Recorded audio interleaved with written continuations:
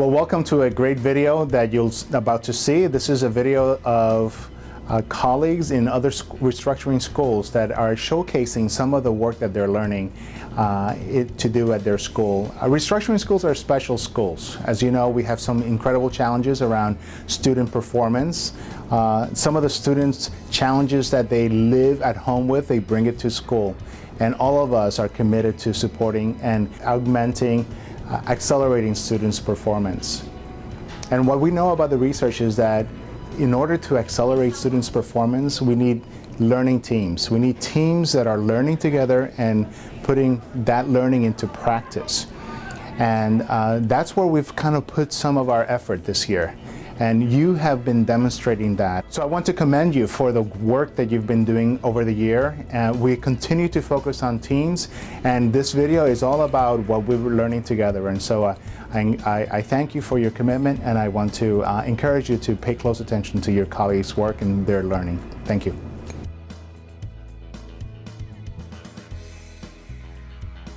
Grit really refers to effort, using strong statements versus weak statements. One of the students just yesterday said, "This is so hard, I can't do this." And I said, "That's weak, can you turn it strong?" And she said, "All right, I'm gonna make every effort to pass." So we made flashcards for her, and she came in today and she was so excited to do it, and she passed. And just that change in wording and knowing she can do it, she's on cloud 9. She's like, "Can we take the next one?" Just the whole effort level changed. Google started Genius Hour, and they gave their employees 20% of their work time to work on a project that was interesting to them. And so now many schools have adopted that, and what we do is we let our students pick their topics and research and create their own projects to share with their classmates. So it's more student-driven instead of teacher-driven. My favorite part of Genius Hour is when we get to pick our topic. I'm working on a project about Pokemon, the history. My Genius Hour project is chemical reactions. My favorite part of Genius Hour is presenting. Robotics consists of two aspects. One aspect would be research, so they had to research a natural disaster, and they chose to research hurricanes. And the other element of robotics team is they have to actually build a robot. The biggest thing that the children are learning are problem-solving skills. I want to be at robotics team because when I grow up, I want to be an engineer here, and this may help me. My favorite part is programming and building. I have learned that you need to do teamwork. My favorite part of robotics club is programming.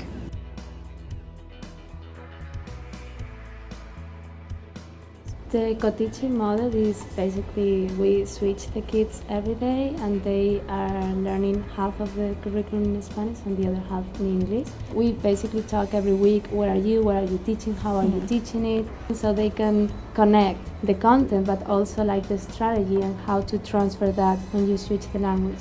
I like to collaborate with my partner. You get to work with someone who you get along really well. It's helping my kids when you can work with someone who is on the same page with you.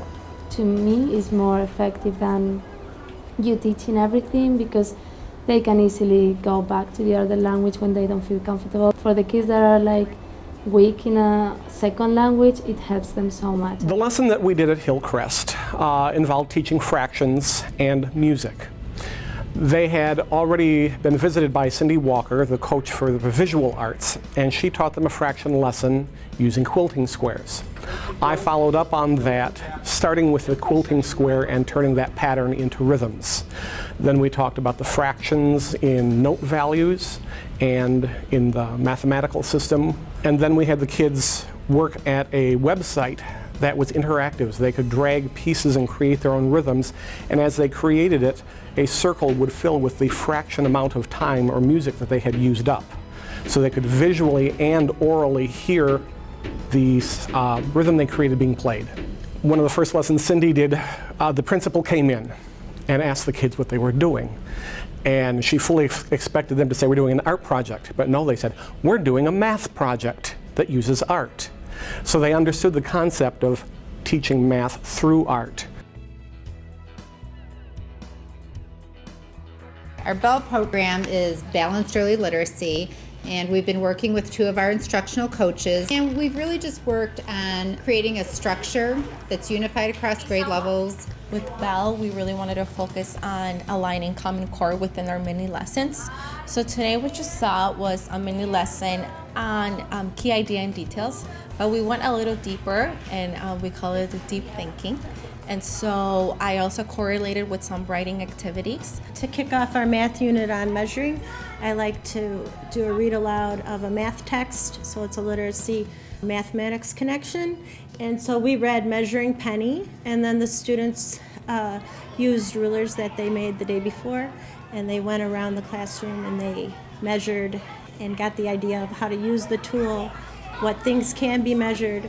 My students really gained independence this year with their literacy, and they're able to take on independent activities. This year I have been doing things very different and really getting away from small group lessons and working more one-on-one with students in one-on-one conferences and setting goals to help them become better readers and writers. I really took advantage of the Laptop Mini Lab grant and the iPad grant for the classroom. So I wrote those 2 proposals to see if we can get some technology in our classrooms and using the technology in our writing workshop and also with math. Our students have been really excited. They're very engaged. It's really been a positive change in our classroom.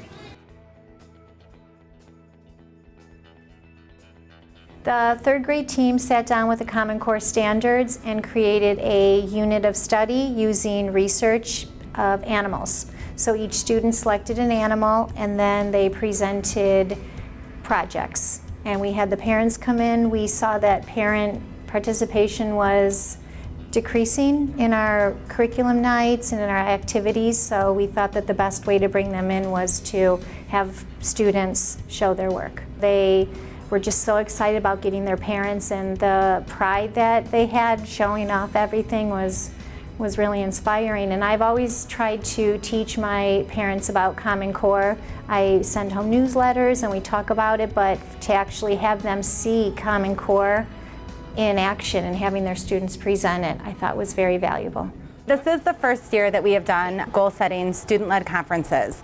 It is different from just regular student-led conferences, as we really focus on where they're at and where they need to go and what they can do to achieve their goals and to meet those end-of-the-year benchmarks. With him sharing with me everything that he has learned so far, at least we can advance to something else that he might need to work with or that he is interested in, then we do it at home. We had to do the core, seeds, leaf.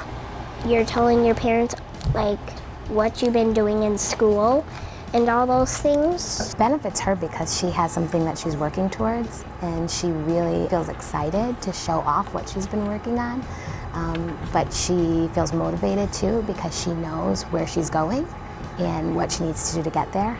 This year we have incremented the parent involvement by doing enhancing student learning, and those are parent orientation of how to teach your children how to do homework and how to help them improve in school. And we have done literacy night, multicultural night, that was a very big success, math night, and the second round of enhancing the learning experience. In the events, we have had many parents that weren't usually participating, coming and say, can I help out? So as the year progressed, we had more parent involvement. So we're very excited for that.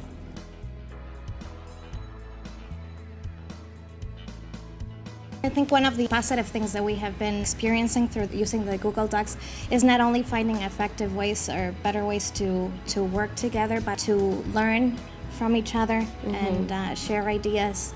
And we have a common goal, our common purpose for meeting and doing this, a common mission, which is to improve and service the students in first grade. Now we also feel that the job is not just on my shoulder, but is all together, collaborating together. They see us collaborating all the time, so the students don't feel like they're in different classes.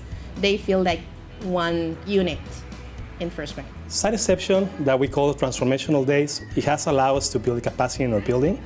It's an opportunity for teachers to collaborate more in depth, build that trust and go deeper in their understanding, and also build the capacity way of developing our vision and really align our work to the common goal. Personally, I feel very empowered by everything that has happened this year.